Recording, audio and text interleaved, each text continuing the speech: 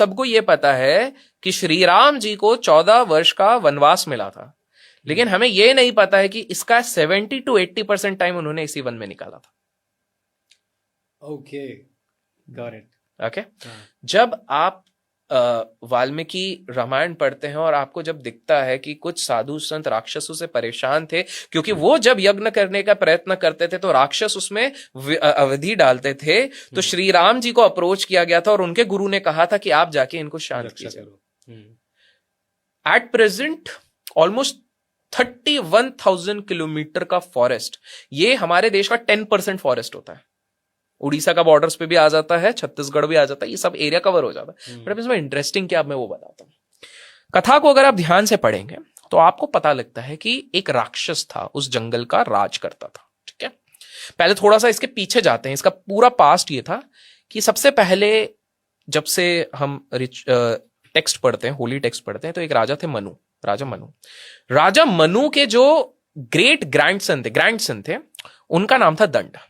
तो राजा मनु के जब पुत्र हुए थे, मतलब ग्रैंडसन के फादर, तो उनको उन्होंने एक ही चीज सिखाई थी कि बेटा हमेशा याद रखना, हमको धर्म के साथ रहना है, अच्छे कर्म करना है, लोगों की सेवा करनी है, किसी के साथ गलती करी तो माफी भी करनी है और उसका पश्चाताप भी करना है, ये बोला गया था। बट क्या होता है कि दूसरी तीसरी पीढ़ी आते आते लोग बिगड़ जाते हैं थोड़े। क्या हो गया, जब दंड जो राजा बने, उनको राजगद्दी संभाली गई, तो एक बार वो वन में जा रहे थे और वन में जाते जाते जाते जाते एक जगह पर उन्हें एक सुंदर सी स्त्री दिखी। अब कुछ राजाओं का मन विचलित हो जाता है, तो इन्होंने जाके कहा कि आप मुझे बहुत प्रिय लगी हैं, मुझे आपसे प्रेम हो गया। तो ये स्त्री बताती है कि आपके जो गुरु हैं, मैं उनकी पुत्री हूं, तो टेक्निकली देखा जाए धर्म के हिसाब से तो मैं आपकी बहन हूं। हाँ, तो आप इस प्रकार की बात करें वो भी शोभा नहीं देता, और ऊपर से आप एक राजा हैं तो ये तनिक भी शोभा नहीं देता। तो कृपया करके अपनी कुदृष्टि हटा लीजिए। लेकिन क्या होता है, जब किसी की मत मारी जाती है ना, तब वो होनी कहते हैं विनाश काले विपरीत बुद्धि। बस इनके साथ वही हो गया था।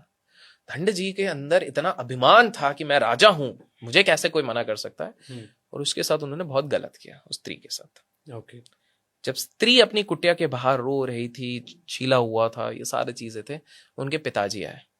उनके पिताजी कौन थे? दैत्य गुरु शुक्राचार्य। और वो देख के समझ गए कि यहाँ पे गलत हुआ। और देखिए, गुरु और संत लोगों को ना वर्बली बताने की भी जरूरत नहीं पड़ती, वो वहीं से पढ़ लेते। और उन्होंने दंड को एक्चुअल में श्राप दिया कि तुम्हारा जो साम्राज्य 7 दिन में मिट जाएगा, इंद्रदेव तुम पे धूल की वर्षा करेंगे, तुम्हारे पूरे इस पे साम्राज्य पे पूरा मिट जाएगा और तुम्हारा साम्राज्य पूरे तहस महस हो जाएगा और ये जंगल बन जाएगा। तो यही वो जंगल बना बेसिकली। तो क्या हो गया, आफ्टर सो मेनी एजेस, क्योंकि हम तब की बात करें दैत्य गुरु शुक्राचार्य, तो कितने लाखों वर्ष के बाद जब ये पूरा फॉरेस्ट युग बदले, तो राक्षस लोग वहां पर इनहैबिट करने लग गए थे, जो सारे रामायण के समय पे परेशान करते थे सारे संतों को। तो ऐसे ही एक राक्षस था। तो श्री राम जी को कहा गया कि आपको हमको इससे मुक्ति दिलानी पड़ेगी। विशालकाय राक्षस था, विशालकाय मतलब आज के टाइम पे हम इमेजिन नहीं कर सकते। फीट में बात करूं तो 200-300 फीट का राक्षस, जितने के पुतले बनते ना रावण के, वैसे। तो ये बड़ा हटी करके आया। अब श्री राम जी के सामने कौन ही टिकेगा। श्री राम जी आए, उन्होंने अपना मंत्र कहा, एक बाण छोड़ा और उसको तीर लगा। अब हमारी किताबें ये कहती हैं कि ये जो तीर लगा इस व्यक्ति पे, वो राक्षस वहीं पे पत्थर बन गया, बिखर गया, पत्थर बन गया। और उसकी मुंडी एक और थोड़े ज्यादा डिस्टेंस में गिरी और बॉडी एक जगह पर, वो वहीं पे दोनों जगह पे स्टोन्ड हो गए। चलिए अब फास्ट फॉरवर्ड आज के समय पे करते हैं। आज जब आप उस जंगल से जाते हैं, वो गांव को स्पॉट करते हैं, उस गांव में जाते हैं, तो पहली चीज आपको क्या दिखती है? पहली चीज दिखती है कि वहां पर ना उन लोगों ने कुछ पौराणिक मंदिर रखे हुए हैं और कुछ खंजर रखे हुए हैं। तो अगर आप लोकल गांव वालों से पूछोगे, ये खंजर मतलब रस्टेड खंजर टाइप है, छोटे चाकू तलवार टाइप के चाकू हैं। वो चाकू 3-3, 5-5 किलो के चाकू हैं, ठीक है। तो पूछा जाएगा तो उनको वो ये कहते हैं कि जब श्री राम यहाँ पे छोड़ के गए, तो उस समय पे गांव वालों ने उनको कहा, श्री राम आपने हमें इन लोगों से तो मुक्त करवा दिया, लेकिन कल को अगर कोई राक्षस, कोई चोर, कोई चक्का हमें हमारे गांव वासियों को परेशान करना आएगा तो हमारी रक्षा कौन करेगा? तो श्री राम के पास केवल धनुष बाण नहीं था, उनके पास दूसरे वेपन्स भी थे। तो उन्होंने वो उनके सेफ्टी के लिए, तो वो आज भी पूजा के लिए उधर रखे हुए हैं, आज भी आप लोग जाके देख सकते हैं। That is number 1। ठीक है, इट्स ऑन अ शिला है, शिला के ऊपर रखा हुआ है। ऐसा कोई फैसिनेटिंग मंदिर नहीं है, वो बाहरी है, नेचुरल है। लोग अपनी श्रद्धा करते हैं और वो लेजिट बोलते हैं कि हमारे गांव में कोई आंच नहीं आती। ठीक है, दैट इज 1।